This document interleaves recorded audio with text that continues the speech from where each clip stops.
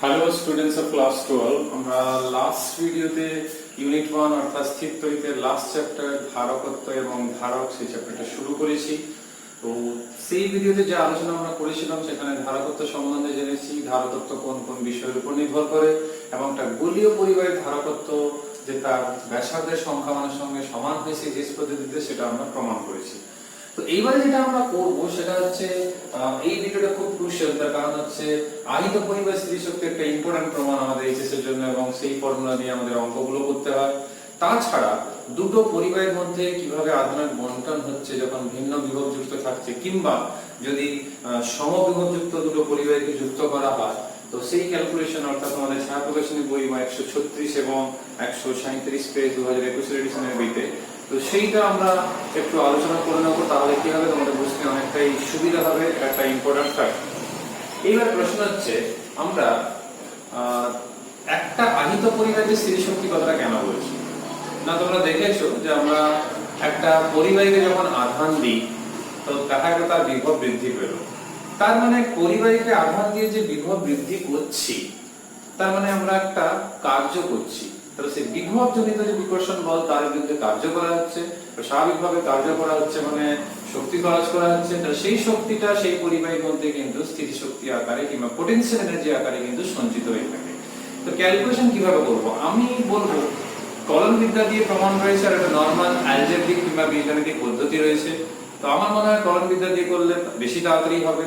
অবশ্য অ্যালজেব্রিকটাও সহজ, আমি দুটোই বলছি, তোমাদের ইচ্ছা যেটা খুশি করতে পারো। কিন্তু কলন বিদ্যা এমনিও করতে হবে, অন্যান্য অঙ্কতে কিন্তু কলন বিদ্যা লাগে, তো সেই জন্য একই সিস্টেমে থাকা ভালো। তো প্রথমে আমি নরমাল মেথডটা বলি, এটাও সহজ। যে শুরুতে হয়তো যখন কোনো আধান দেওয়া হয়নি অর্থাৎ কিউ যখন শূন্য তখন স্বাভাবিকভাবে বিভব শূন্য, কারণ আধান তো দেওয়াই হয়নি, আধান নেই তার কাছে, এর জন্য তড়িৎ বিভব শূন্য রয়েছে। এবারে আমরা কি করলাম না, কিউ পরিমাণ আধান দিলাম, তখন বিভব হয়ে গেল কত না ভি। তো স্বাভাবিকভাবে আমি যদি এখানে জিজ্ঞেস করি যে গড় বিভব কত, তাহলে গড় বিভব হবে এই মানটা অর্থাৎ v/2। তাহলে কৃতকার্য কত হবে, যেটা আমরা w বলে থাকি। তাহলে কৃতকার্য w হবে কি না, এই গড় বিভবের মান ইনটু আধানের মান, তার মানে হাফ qv। আবার আমরা এটাও জানি, কি জানি, q সমান cv। তাহলে হাফ cv এর এখানে মান বসালাম, আসছে cv স্কয়ার। ইভেন এটাও করতে পারি আমরা, এখানে v সমান q/c টা যদি বসাতাম এইখানে, তাহলে এখানে কত আসতো না হাফ q²/c কিংবা q²/2c। তো তিনটে ফর্মুলা একটা মনে রাখলেই হবে, বাকিগুলো নিজেরা বের করে নেবে। যে অঙ্কতে যেরকম তথ্য কিংবা ডেটা থাকবে সেইভাবে প্রয়োগ করবে। কোন ক্ষেত্রে হয়তো দেখা গেল v নেই তখন এটা ইউজ করবে, কোন ক্ষেত্রে হয়তো q নেই এটা ইউজ করবে, কোন ক্ষেত্রে c নেই তখন এটা ইউজ করবে। তো এটা মাথায় রাখতে হবে। তো এই প্রুফটাকে আমরা ক্যালকুলাস দিয়েও করতে পারি। তাহলে ক্যালকুলাস মেথডে কি হবে না, পরিবাহীর ক্ষেত্রে দেখা গেল কিউ আধান রয়েছে, তা তো স্বাভাবিকভাবে কিউ cv হচ্ছে। এবারে কোনোভাবে ধরো আমরা তাকে কিউ আধান থেকে বাড়িয়ে কিউ প্লাস dq করছি, অর্থাৎ dq পরিমাণ আধান দিচ্ছি। তো dq পরিমাণ আধান যখন দেব তাহলে আমরা কি বলতে পারি না, dq পরিমাণ আধান যখন আমি দিয়ে দিলাম তখন যে কার্য হবে dq পরিমাণ আধান বৃদ্ধির জন্য, তখন এটা হবে v * dq। তো এই v টা অর্থাৎ আমি কিন্তু v মানে এখানে বলতে চাইছি যেটা সেই মুহূর্তের বিভব। এবারে এটাকে আমি ক্যাপিটাল V সমাকলন করার সময় লিমিটে বসিয়েও দেব। তো এখান থেকে আমরা w সমান কি না v dq। তাহলে আমি যদি এটাকে এখানে বলি তাহলে এখানে স্মল v করে দিই, তাহলে সুবিধা হবে। তাহলে স্মল v সমান কত q/c, তাহলে q/c * dq। ঠিক আছে, তাহলে এখান থেকে যদি যেহেতু আমরা স্মল v ধরলাম এজন্য এরকম করছি, এখানে যেহেতু v এর লিমিট আসার সম্ভাবনা নেই, যদি অন্য চেঞ্জ করি তখন আসবে, এমনি তো আসবে না, তো সেই জন্য আমি স্মল v করে দিলাম। আর যদি তোমরা ক্যাপিটাল V করো তাহলে কোনো অসুবিধা নেই, ক্যাপিটাল V করবে তাহলে এটাকে ক্যাপিটাল V করে দেবে, কোনো অসুবিধা নেই। তাহলে এখান থেকে c ধ্রুবক q dq, তো লিমিট আমি যদি 0 টু ক্যাপিটাল Q ধরলাম, মোট আধান যেহেতু আরো দেব আধান, তাহলে এখান থেকে দেখো আসছে q²/2c। q²/2c থেকে আবার আগের পদ্ধতিতে আমরা তিনটে ফরম্যাটে বের করে নিতে পারি। অর্থাৎ কি, আবার যদি আমি q এর জায়গায় বসিয়ে দিই cv, তখন আসবে কত, 12cv²। আর যদি আমরা q এর জায়গায় আমরা এই ক্ষেত্রে এই v এর জায়গায় যদি q/c ও বসিয়ে দিই, তাহলে কি হবে না, এটা চলে আসবে q²/2c। যদি চাও যে না আমি qv রাখতে চাইছি, তাহলে এখানে কাজ করবে c এর জায়গায় q/v বসিয়ে দেবে, তাহলে কত আসছে 12qv। তো তোমরা যে পদ্ধতিতে করো, আর শুধু ম্যাথমেটিক্যাল পার্ট করলে হবে না, তোমাদের লিখে লিখেই করতে হবে, পরিবাহী ধরতে হবে, তার আধান কত, কত প্রথমে বিভব ছিল, এটা নিয়ে এটা করা হয়, পরে কত হলো, কৃতকার্য কত, স্থির শক্তিটা কি জিনিস, সংজ্ঞাও চাইতে পারে, যেরকম বইতে রয়েছে তোমাদের 136 পেজে, সেরকমই বইতে যেরকম রয়েছে লিখবে। খুব বেশি লিখতে হবে তা না, কিন্তু মোটামুটি লিখতে হবে। ক্যালকুলেশন পার্টটা আমি বুঝিয়ে দিলাম, বইতে যেরকম রয়েছে সেভাবেই লেখো, তোমরা 6-7 যে কোনো বই থেকে পড়তে পারো। এবারে আসল কাজে চলে আসি আমরা, সেটা হচ্ছে যে দুটো বড় ক্যালকুলেশন, সেটা হচ্ছে দুটো পরিবাহীর মধ্যে আধানের যে বন্টন। তো একটা হতে পারে দুটো পরিবাহী হয়তো সমবিভব সম্পন্ন, সাপোজ এরকম কিছু, এটা একটা পরিবাহী, এটা একটা পরিবাহী, আমি এর নাম দিলাম a, এর নাম দিলাম b, এর হয়তো আধান আছে q1, এর হয়তো q2, এর বিভব v1, এর বিভব v2। কিন্তু প্রশ্নে আমাদের কি বলা রয়েছে, বিভব একই। তার মানে কি বলবো, দুটোর বিভব সেম ধরলাম। কারণ দুটো পরিবাহীকে যখন একটা সরু তার দিয়ে যুক্ত করছি, স্বাভাবিকভাবে আধান সমপরিমাণে বন্টন হয়ে গেল, আর ততক্ষণ আধানে প্রবাহ চলবে যতক্ষণ বিভব একই না হচ্ছে। তাহলে আলটিমেট ব্যাপার এটাই যে যুক্ত করার পর বিভবটা কিন্তু একই আছে। তাহলে এই পরিস্থিতিতে যেরকম দেখবে তোমাদের বইতে রয়েছে যে তাহলে প্রথম যে পরিবাহী তার একটা ধারকত্ব থাকবে, দ্বিতীয় পরিবাহীর একটা ধারকত্ব থাকবে, স্বাভাবিক দুটো ডিফারেন্ট নেওয়া হয়েছে, তাহলে একটা ধারকত্ব C1, একটা C2, কোনটা বেশি কোনটা কম সেটা আমরা জানি না। এইবারে যদি যেহেতু তার দিয়ে যুক্ত করে দিয়েছি, তার একটা সমবিভব চলে এসেছে ওদের, তার মানে স্বাভাবিকভাবে আমরা বলতে পারি যে প্রথমটার ক্ষেত্রে যদি আমি বলি, তাহলে কত, q1 সমান c1v, আর পরেরটার ক্ষেত্রে হচ্ছে q2 সমান c2v। তো এখান থেকে সবচেয়ে সহজ রাস্তা আমরা এককালীন যদি লিখে নিই এইভাবে, আবার যেরকম আমরা যোগ করে এরকম লিখতে পারি, তাহলে v সমান q1 q2 c1 c2। তাহলে বুঝতেই পারছো মোট যে আধান এর q1 এর q2, তাহলে মোট আধান কত হবে, তাকে যদি q ধরা হয় তাহলে q1 q2, তার মানে একে আমরা এইভাবে লিখতে পারি। এবার আমি যদি জানতে চাই যে সবচেয়ে প্রথম পরিবাহীর ক্ষেত্রে আধান কত রয়েছে, তাহলে q1 সমান কত, c1 v, v এর মান আমাদের কাছে রয়েছে, একদম সহজ, তোমরা নিজেরাও ক্যালকুলেশনটা পারবে, কিছুই নেই। এটা একটা সমীকরণ হয়ে গেল 2 নাম্বার, অর্থাৎ এর জন্য, তার জন্য কত হবে c2 v, তাহলে c2 q c1 c2। এটা হচ্ছে দুটো ইকুয়েশন, জাস্ট দুটো ইকুয়েশনকে আমরা জাস্ট ডিভাইড যদি করে দিই, অর্থাৎ 1 ডিভাইডেড বাই ইকুয়েশন নাম্বার 2, তো তোমরা দেখতে পাচ্ছ সব কেটে গেল, শুধুমাত্র এই c1/c2 থাকছে। একইভাবে আমরা আগের ভিডিওতে দেখেছি যে c সমান r হচ্ছে, যখন আমরা CGS এ করে থাকি, তাহলে এর যদি গোলীয় পরিবাহী হয়, এর যদি ব্যাসার্ধ r1, পরেরটা যদি r2 হয়ে থাকে, তখন এই সমীকরণটাকে কিন্তু আমরা এইভাবে লিখতে পারি r1/r2। তো এটাও মাথায় রাখো, অঙ্ক করতে কাজে লাগবে। তাহলে এখান থেকে পাওয়া গেল, তোমরা বইতেও দেখতে পারো 137 পেজে তোমাদের রয়েছে 4 নাম্বার সমীকরণে এই জিনিসটা রয়েছে। আবার এটাও লাগবে, যেটা হচ্ছে যে এই যে সমীকরণটা আমরা করেছি, এই সমীকরণটাকে যদি আমরা এইটা ইউজ করি c r, তাহলে এই ক্ষেত্রে কত আসবে না,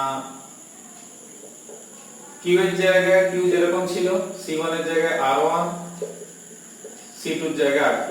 এই ইকুয়েশনটাকে কেমন লিখতে পারি না, q as it is লিখলাম, c2 এর জায়গায় r2, আর নিচে r1 r2।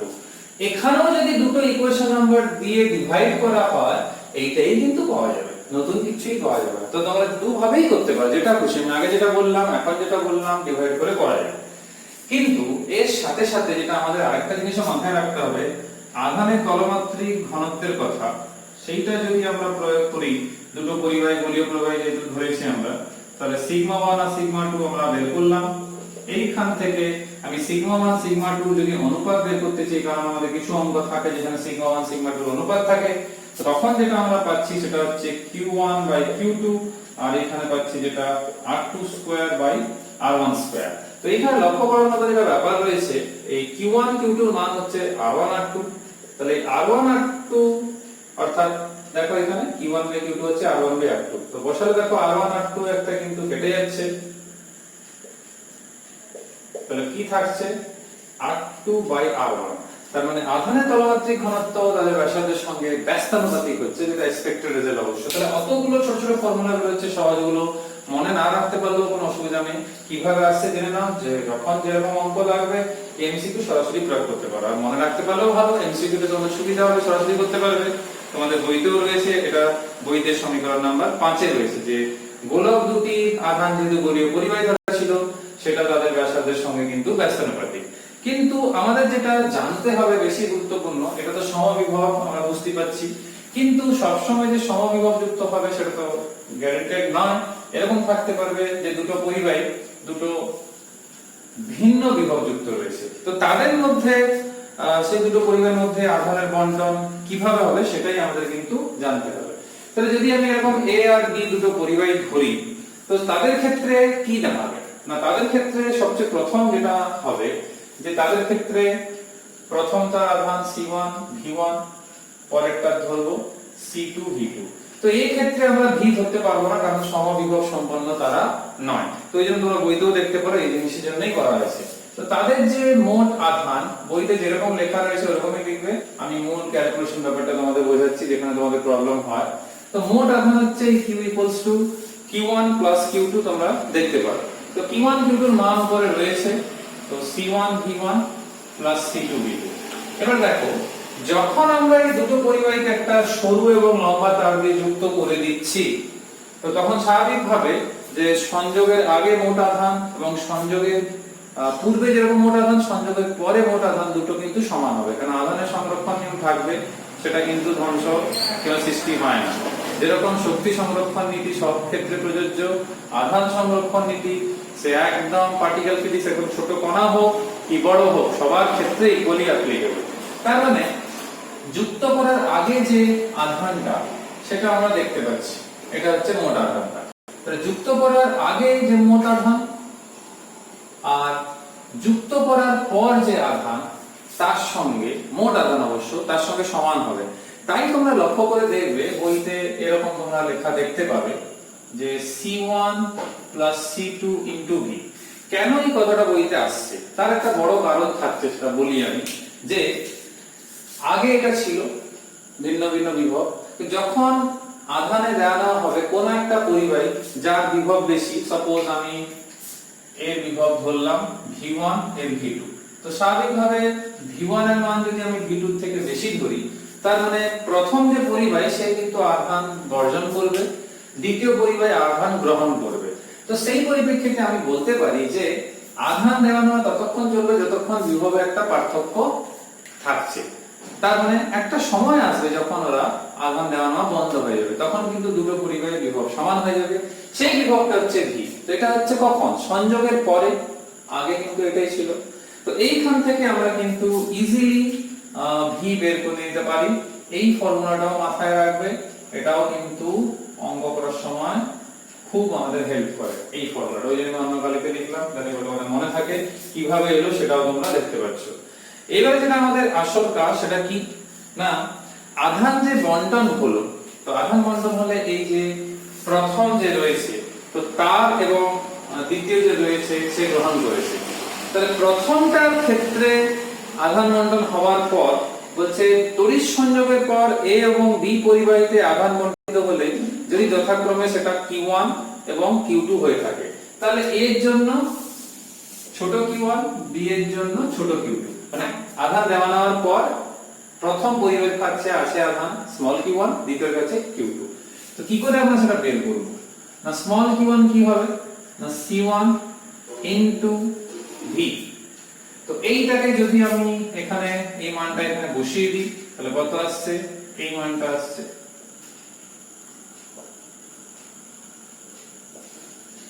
তো এই মান চলে এসেছে। তো তোমরা বইতেও দেখতে পারো এরকমই একটা এক্সপ্রেশন থাকছে। তো এখানে একটা বলার কথা আছে, যেটা হচ্ছে কি, এটা আসলে কি, মানে এইটা হচ্ছে আসলে কিউ। দেখো লক্ষ্য করে, এটা হচ্ছে কিউ। তার মানে এইটা সমান আমরা কিউ লিখতে পারি। তার মানে C1 by C1 plus C2 into Q. একই ভাবে আমরা দ্বিতীয়টার জন্য যদি লিখি, তো এখানে যেহেতু C1 ছিল, এখানে C2, তাহলে কি আসবে C2 by C1 plus C2 C1 V1 C2 V2। তার মানে একই ভাবে আমরা এখানে লিখতে পারবো এটা। তো দুটো ইকুয়েশন আসছে, সেটা দেখবে তোমাদের বইতেও দুটো ইকুয়েশন রয়েছে। তোমাদের বইতে এটা ইকুয়েশন নাম্বার 8 বলা রয়েছে, তো তোমরা মিলিয়ে নিতে পারো। তো এইবার প্রশ্ন হচ্ছে, যেহেতু আমরা V1 গ্রেটার দেন V2 বলছি, অর্থাৎ প্রথম পরিবাহের বিভব বেশি রয়েছে তড়িৎ বিভব দ্বারা সে আধান দেবে, তো সে কত পরিমাণ আধান দেবে? অর্থাৎ আমি বলতে চাইছি যে A যে পরিবাহী রয়েছে, তাহলে A পরিবাহী দ্বারা বর্জন করা আধানের মান, তাহলে বর্জন করা আধান আমি যদি ধরি Q1 ড্যাশ, তো সেই Q1 ড্যাশটা কত হবে? না তার কাছে ছিল কত? না C1 V1, এখন হয়ে গেছে কত? না C1 V। ওই জন্য দেখবে বইতে এরকম লেখা কিন্তু রয়েছে। তো এই ক্ষেত্রে আমরা কি করব না, আমাদের কাছে একটু আগে যেটা আমি বের করেছি সেটা হচ্ছে V এর মান, সেটা রয়েছে এখানে এই কালো কালিতে যেটা লেখা রয়েছে। তো সেইটা আমরা করে নেব C1 V1 minus C1 into V, অর্থাৎ C1 V1 C2 V2 by C1 plus C2। তো এইখান থেকে আমরা এলসিএম করে নেব, যেহেতু তোমরা দেখতে পাচ্ছ বইতে একটা নির্দিষ্ট রাশিমালা রয়েছে, আমরা সেরকমই করব। তো এখানে একটা C1 কমন পাচ্ছি, ওটা আগে সরিয়ে নেব, তারপরে আমরা এলসিএম করে নিচ্ছি। তাহলে C1 V1 C2 V2 minus C1 V1 C2 V2। তো এইখানে যদি আমরা লক্ষ্য করে দেখি, তাহলে এখানে একটা C1 কমন চলে গেছে। তো C1 কমন যাওয়ার পর যেটা আমাদের কাছে থাকছে সেটা হচ্ছে C1 V1 plus C2 V2। তো এইখানে একটা টার্ম যেটা, সেটা হচ্ছে আমরা একটু দেখে নেব C1 V1 মাইনাস V। তো V1 মাইনাস V যেটা থাকছে, তো C1 প্লাস C2 মাইনাস, তো এখানে একটা টার্ম নিয়ে আমাদের দেখতে হবে, কারণ হচ্ছে এখানে কেটে যাচ্ছে কেন। তো C1, এখানে C1 টা কমন নিলাম, C1 into V1 minus V। তো একটু মিলিয়ে নিই। তো এখানে যেটা আমরা দেখতে পাচ্ছি C1 V1 মাইনাস V থাকছে, V হচ্ছে C1 V1 plus C2 V2 by C1 plus C2। তো এইখান থেকে আমরা কি কি কমন পাচ্ছি সেই টার্মগুলো আমাদের একটু দেখতে হবে। তো এইখানে একবার মিলিয়ে নিই, একবার সরিয়ে মিলিয়ে নিই, তাহলে কোথায় গন্ডগোলটা হচ্ছে ধরা যাবে। তো C1 V1 মাইনাস C1, অর্থাৎ C1 সমান হচ্ছে V1 মাইনাস V। এইখানে যদি আমরা লক্ষ্য করে দেখি V এর মানটা সেটা C1 V1 ছিল প্লাস C2 V2 ছিল, আর এখানে C1 প্লাস C2 ছিল। তাহলে C1 V1 মাইনাস, আমাদের একটা মিস্টেক বোঝা যাচ্ছে, লসাগুতে এখানে C2 V1 ছিল, সেটা ভুলে V2 লেখা হয়ে গেছিল। যাকে যখন লেখা হয়ে গেছে কি করা যাবে। তাহলে V1 মাইনাস V, তাহলে V এর মান এখানে রয়েছে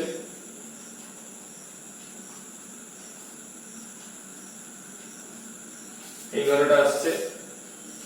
এখান থেকে এলসিএম করছি, C1 V1 প্লাস C2, এই দেখো এই ভুলটা হচ্ছিল, C2 V1 ছিল, সেখানে ভুলে লেখা হয়ে গেছিল V2, সেই জন্য সবগুলো কেটে যাচ্ছিল। তো তোমাদের ক্যালকুলেশন করার সময় একটু খেয়াল রাখবে। এবার দেখো এটা কেটে গেল, যেটা এক্সপেক্টেড ছিল। আর কি C2 কমন, এটা কমন, এটা একটা ইকুয়েশন থাকলো। এটা যদি 8 হয়, এটা 9 নাম দিলাম। তো যেহেতু v1 v2 তাহলে এটা q1 ড্যাশ বলে মান পাওয়া গেল। তো এক্সপেক্ট করব যে এই যে পরিবাহীটা রয়েছে, যেটা 2 নম্বর পরিবাহী রয়েছে, সেই 2 নম্বর পরিবাহী কিন্তু সেই পরিমাণ আধান পাওয়ার কথা। তো সেটা মুখে বললে হবে না, আমাদের ক্যালকুলেশন করে দেখাতে হবে। তাহলে b পরিবাহী অর্থাৎ এইটা, তাহলে b পরিবাহী দ্বারা অর্জিত যে আধান, সেটা একটা নাম যদি আমি ধরি q2 ড্যাশ, সেটা কত হবে না q2 ড্যাশ হচ্ছে সেই পরিমাণ যে আধান পেয়েছে।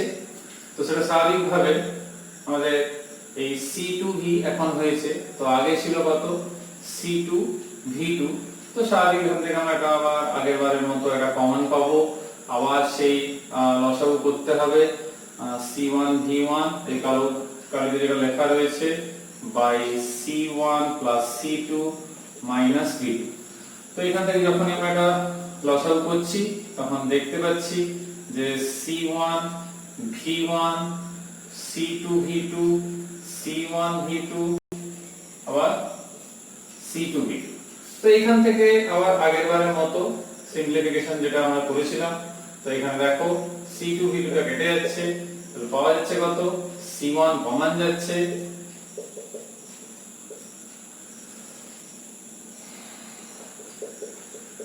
লক্ষ্য করে দেখো এই 9 নম্বর সমীকরণ আর 10 নম্বর সমীকরণ একই। তাহলে এখান থেকে কি প্রমাণ হলো যে আধানে কিন্তু কোনো ধ্বংস কিংবা সৃষ্টি হয়নি। যে পরিমাণ আধান এ পরিবাহী ছেড়েছে অবর্জন করেছে সেই পরিমাণ কিন্তু গ্রহণ করেছে এটা। তো এটা এখান থেকে কিন্তু প্রমাণ হয়ে গেল। তো শুধু আধান সংরক্ষণ প্রমাণ আমাদের চাইতে পারে। এইবার যেটা আমাদেরকে জিজ্ঞেস করছে যে আধান বণ্টনের জন্য কি শক্তি ক্ষয় হয়? অবশ্যই হয়। তাহলে সেটাকে আমরা প্রুফ করে দেখাবো যে সংযোগ করার আগে, আমি যদি ধরি যে সংযোগ করার আগে শক্তি কত ছিল না, প্রথমটা এই পরিমাণ ছিল, দ্বিতীয়টা ছিল এইটা, তাহলে এটা হচ্ছে মোট।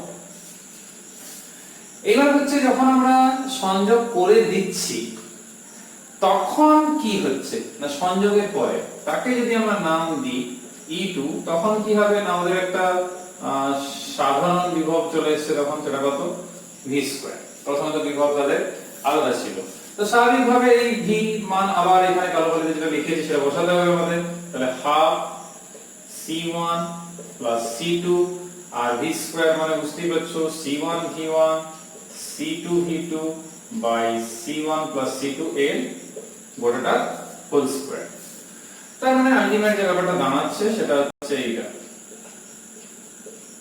কারণ নিচে একটা রয়েছে সেটা নিয়ে একটা কমে যাচ্ছে, সেটা হচ্ছে c1 প্লাস c2। তো এরকম একটা, আর এটাকে যদি আমি 11 ধরি।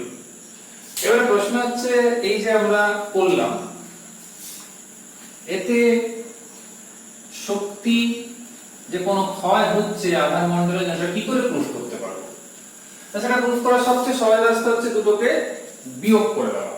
আমি যদি দুটোকে বিয়োগ করে দিই অর্থাৎ ডেল্টা ই বের করি, যদি এটা ধনাত্মক পাওয়া যায় তার মানে ডেফিনেটলি শক্তি ক্ষয় হয়েছে, যদি জিরো পাওয়া যায় তাহলে হয়নি। তো এখানে যদি মানটা বসাই তাহলে দেখতেই পাচ্ছ E1 সমান যেটা আমাদের থাকছে সেটা হচ্ছে half c1 v1 square half c2 v2 square, আর এইখান থেকে পাওয়া যাচ্ছে E2 যেটা সেটা হচ্ছে হাফ c1, এটা a plus b whole square করে নিতে পারি আমি এরকম 2 c1 c2 v1 v2 আর নিচে c1 প্লাস c2। তো এখানে হাফ তো এমনিও তোমরা দেখতে পাচ্ছ একটা কমন ব্যাপার চলেই আসছে হাফ, আর c1 v1 স্কয়ার এরকম একটা থাকছে। তো একে যদি আমি লসাগু করি তাহলে কেমন আসবে, c1 square v1 square plus c2 square v2 square. আর কি আসছে না, আরো টার্ম রয়েছে, কি রকম না, এখানে দেখো c1 এর আবার এর সঙ্গে গুণ রয়েছে, c2 এর আবার এর সঙ্গে গুণ রয়েছে, তার মানে c1 c2 v1 স্কয়ার, আর আরেকটা থাকছে c1 যেরকম এখানে c1 ছিল এখানেও আসছে c1 c2 v2 স্কয়ার, আর এইদিকে হাফ যেহেতু কমন নিয়ে নিয়েছি, তাহলে c1 square v1 square minus c2 square v2 square, আর এটা আলাদা জিনিস কিন্তু minus 2c1 c2 v1 v2, এখানে একটা ব্র্যাকেট দিয়ে ক্লোজ করে দেব। তো এখানে দেখো এই যে c1 v1 square c1 v1 square c2 v2 square c2 v2 square এগুলো কেটে যাচ্ছে, আর নিচে একটা ছিল তোমাদের মনে আছে c1 c2, এটা ধনাত্মক কোয়ান্টিটি রয়েছে। তো এখানে দেখো c1 c2, আবার এখানে c1 c2, তাহলে c1 c2 যদি আমি কমন নিই, আর নিচে তো c1 c2 রয়েছে, তাহলে ভেতরে কি থাকছে না v1 square v2 square minus 2v1 v2। তো নিশ্চিত আমরা যে এইটা এই সূত্রে পড়ে যাচ্ছে, এই মাইনাস v হোল স্কয়ার সূত্রে। তো v1 এর মান v2 থেকে বেশি হোক কি v1 এর মান লেস দ্যান v2 হোক, যাই হয়ে যাক না কেন এটা হচ্ছে অলওয়েজ একটা পজিটিভ কোয়ান্টিটি। এটা যেহেতু একটা অলওয়েজ পজিটিভ কোয়ান্টিটি, তার মানে ডেল্টা ই হবে গ্রেটার দ্যান 0, এটা ধনাত্মক কোয়ান্টিটি। ওই জন্য দেখবে বইতেও দেখো প্রুফ আসছে 138 পেজে শুরুতেই যে ধনাত্মক কোয়ান্টিটি, কারণ হচ্ছে এটা একটা ফুল স্কয়ার টার্ম, অর্থাৎ এটা পূর্ণবর্গ রাশি। তো পূর্ণবর্গ রাশি হওয়ার জন্য ডেল্টা ই হচ্ছে কিন্তু ধনাত্মক। তো এখান থেকে কিন্তু আমরা দেখতে পাচ্ছি যেহেতু শক্তি ক্ষয় হচ্ছে, তো শক্তিটা যাচ্ছে কি করে? আমরা তো জানি শক্তি ধ্বংস সৃষ্টি কোনোটাই হয় না, সেটা তড়িৎ স্ফুলিঙ্গের মতো শব্দ শক্তি, আলোক শক্তি, কিছুটা তাপ শক্তি এগুলোতে রূপান্তরিত হয়ে যায়। তার মানে সবসময় একটা মিসিং এনার্জি পার্ট থাকে। তো এই প্রুফটা ভালো করে করবে, শর্ট প্রশ্নও রয়েছে, আগেরটাও করবে। আশা করি তোমরা ভিডিওতে 3টে প্রুফ ভালো করে বুঝতে পেরেছো। যদি কারো বুঝতে অসুবিধা থাকে তোমরা আমাকে কমেন্ট করে জানাবে। আর তোমরা বইটা ভালো করে দেখবে, বইতে যেরকম লেখা রয়েছে ওরকমই আমি চেষ্টা করেছি নোটেশন পুরো বইয়ের মতো রাখতে, যাতে করে তোমাদের পড়তে কোনো অসুবিধা না হয়ে থাকে। এরপরে দেখবে গাণিতিক উদাহরণ রয়েছে মোট 13টা। আমি চাইবো তোমরা 13টাই অঙ্ক ভালো করে করো, কারণ হচ্ছে প্রশ্নবিদরা টেস্ট পেপার সবগুলোতেই রয়েছে, কমনও প্রশ্ন অনেক সময় পাওয়া গেছে। তো ওই জন্য বলবো 13টা অঙ্কই ভালো করে দেখবে। তার মধ্যে তোমাদের এই 2-এর দাগ, 6-এর দাগ, ইভেন 5-এর দাগও আমি বলবো, 9-এর দাগ, 10, 11, 12, 13 এগুলো খুবই গুরুত্বপূর্ণ। তাই আমি বলবো তোমরা উদাহরণের প্রত্যেকটা অঙ্ক এখানে যে রয়েছে, যতগুলো রয়েছে সবগুলোই ভালো করে দেখবে, তোমাদের কিন্তু খুব কাজে লাগবে। তো এখানে আলোচনা শেষ করছি। নেক্সট ভিডিওতে আমরা ধারক কাকে বলে সেটা নিয়ে আমরা আলোচনা শুরু করব, তার মূলনীতি নিয়ে, খুবই কনসেপচুয়াল। তো ওটা আমরা পরের ভিডিওতে আলোচনা করব। সবাই সুস্থ থাকবে, সাবধান থাকবে। পরের ভিডিওতে আমরা ধারক নিয়ে আবার আলোচনা করব। Till then, by.